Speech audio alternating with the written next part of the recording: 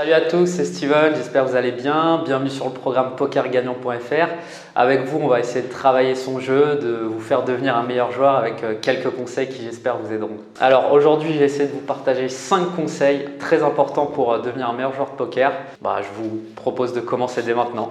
Allez, c'est parti. Point numéro 1, se remettre en question. Le poker, c'est un jeu où il y a beaucoup de variance. Donc, très souvent, on va penser que parce qu'on a gagné un tournoi ou parce qu'on a fait une très belle performance, tout de suite on est devenu le meilleur joueur du monde. C'est pas très vrai, malheureusement, parce que au poker, parfois, on peut vraiment très bien jouer et malheureusement être éliminé du tournoi. Un bad beat, pas de bon timing, etc. Comme parfois aussi, on peut très mal jouer, mais avoir beaucoup de chance, mettre plein de bad beats à ses adversaires et donc aller très loin dans un tournoi. Donc il faut vraiment que votre travail, ça consiste en est-ce que j'ai bien joué? Est-ce que j'ai pris des bonnes décisions? Au-delà du résultat, il faut vraiment savoir est-ce que j'ai bien joué? Est-ce que j'ai pas fait d'erreur, etc. Ça, c'est vraiment un premier point très important. Pourquoi se remettre en question au poker et pourquoi c'est important? Comme je vous l'ai dit dans l'intro, le poker, ça reste quand même un jeu de hasard. C'est-à-dire qu'il y a une part de variance, surtout sur le court terme. Exemple simple, si demain je joue contre, je sais pas, je prends ma mère par exemple, elle risque de me battre peut-être 1 ou 2 fois sur un nombre très court de parties. Par contre, si on en fait 100 des parties, là, je risque de gagner au moins 90 fois. Enfin, j'espère. Parce que sinon, c'est mieux d'arrêter le poker, je pense. Comme je vous l'expliquais, avec ce problème de variance, c'est qu'il y a un autre souci qui se pose, c'est que beaucoup de joueurs ont tendance à se cacher derrière cette fausse excuse. Simplement de se dire « Ouais, mais j'ai pas eu de chance, comme d'habitude, je suis un joueur chanceux. » Moi, je rencontre dans les clubs notamment beaucoup de joueurs qui sont les plus malchanceux du monde. En fait, non, c'est juste qu'ils ne veulent pas se remettre en question, qui pensent que leur jeu est bien en place, qu'ils ne font pas d'erreur, alors que c'est tout le contraire. Ils vont mal jouer leurs mains, ils vont surjouer des top pairs, plein d'exemples comme ça. Donc c'est vraiment important de comprendre que oui, il y a de la variance, mais s'il y a des joueurs meilleurs que d'autres, c'est pas parce qu'ils sont plus chanceux, c'est juste parce qu'ils sont meilleurs et parce qu'ils progressent et parce qu'ils veulent justement travailler leur jeu. Je prends un exemple simple. Combien de fois dans ma vie j'ai pu entendre « mais j'ai fait un bluff, c'était impayable ». Mais pourquoi il a payé, c'est un fiche. Plutôt que d'entendre simplement le fait de dire j'ai fait un bluff, c'était impayable, pourquoi vous ne réfléchissez pas plutôt à pourquoi votre adversaire vous a payé? Déjà, si c'est un mauvais joueur, il n'y a pas beaucoup d'intérêt à le bluffer parce qu'on sait qu'il ne va pas beaucoup jeter ses mains. Mais souvent, moi ça m'est arrivé aussi en tant que joueur professionnel de jouer dans des tournois amateurs et de payer un bluff avec une deuxième paire, une troisième paire, juste parce que le bluff ne représentait rien. Et souvent, le joueur fait un bluff qui ne représente rien, qui est assez simple à payer, mais lui va rester caché derrière cette idée de se dire c'est lui qui a, c'était impayable, etc. Donc vous voyez, ça c'est encore une mauvaise idée, c'est quelque chose qui bloque la progression et c'est quelque chose qu'il faut vraiment prendre du recul sur ça. La chance qu'on a avec le poker aussi, c'est que c'est un jeu qui évolue beaucoup. C'est-à-dire que des choses qu'on faisait il y a 1 an ou même il y a plusieurs années ne sont peut-être plus bons maintenant dans le poker moderne.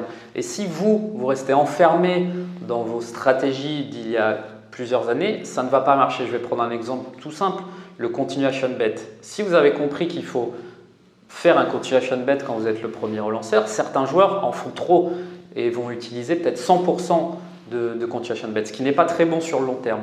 Donc vous voyez, il y a des stratégies qui changent et il faut aussi rester à l'affût de ces nouvelles stratégies. C'est comme ça qu'on peut progresser en ne restant pas enfermé sur ses convictions qui ne sont peut-être plus très bonnes.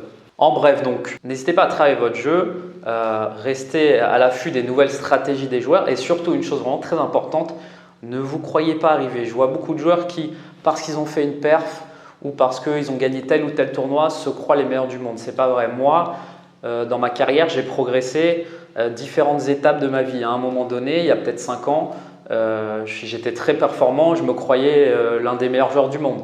Et puis 6 mois après, je découvrais une nouvelle chose qui a révolutionné mon jeu et je me disais mais en fait il y a 6 mois j'étais pas bon et ainsi de suite. Et ça dans ma carrière ça a dû m'arriver mais peut-être des dizaines de fois. Et je pense que même aujourd'hui avec des années d'expérience, des années de jeu que ce soit sur internet ou en live, je progresse encore tous les jours. Donc voilà, vraiment gardez votre cerveau en éveil, restez à l'affût et déjà je pense que ça c'est un très bon conseil. On passe à table. Et dans chaque vidéo, je vous donnerai un petit conseil pour tester ce que je vous ai expliqué au préalable. Très simplement, si vous êtes un joueur plutôt online, n'hésitez pas à review les tournois que vous jouez, les mains de cash game que vous jouez. C'est assez simple, il y a beaucoup de replayers sur internet qui vous permettent de justement revoir vos mains et d'analyser pourquoi vous avez été éliminé d'un tournoi ou pourquoi vous avez perdu un gros pot. C'est très simple et parfois à froid, ça nous permet de se rendre compte qu'on a peut-être mal joué la main ou qu'on a fait une chose pas très bonne. Pour les joueurs qui jouent plus en live, moi je vous conseillerais vraiment d'écrire vos mains. C'est quelque chose que je faisais beaucoup à l'époque. J'avais un petit blog, mais vous pouvez très simplement juste écrire vos mains sur un carnet. Les gens vont un peu se moquer de vous au début, mais ce n'est pas très grave.